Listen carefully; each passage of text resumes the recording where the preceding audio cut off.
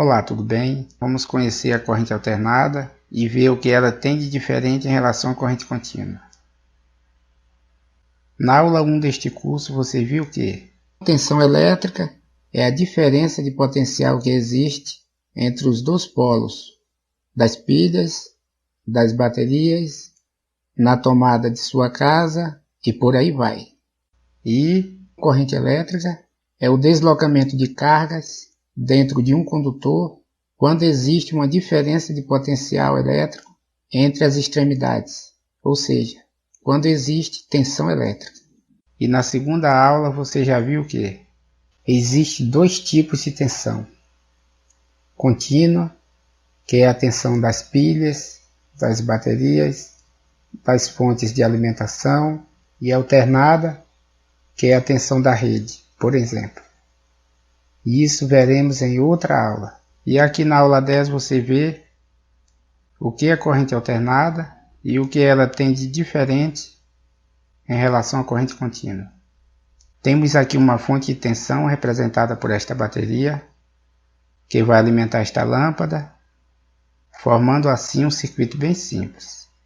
Como as baterias possuem polaridade definida, ou seja, um polo é sempre positivo e o outro sempre negativo, este gerador deve produzir uma corrente em um sentido contínuo, ou em um só sentido.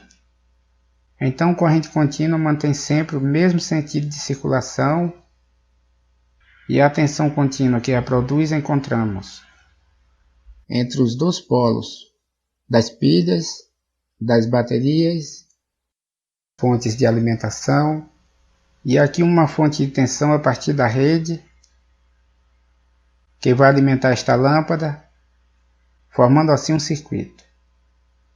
Como este tipo de gerador de corrente não possui polaridade definida, fica mudando de polaridade o tempo todo, a corrente se alterna na mesma proporção. Ou seja, ora em um sentido, ora em outro sentido. Só que na prática isso acontece muito rápido e não dá para perceber. Aqui no Brasil a tensão da rede troca de polaridade 60 vezes por segundo. Então podemos dizer que sua frequência é de 60 Hz. E em alguns países 50 Hz. Então corrente alternada não mantém o mesmo sentido de circulação, e a tensão alternada que a produz encontramos principalmente na tomada de sua casa e por aí vai. Resumindo, corrente contínua é uma corrente que flui sempre no mesmo sentido, e a corrente alternada é uma corrente cujo sentido varia no tempo. Em outra aula veremos como transformar a corrente alternada em corrente contínua.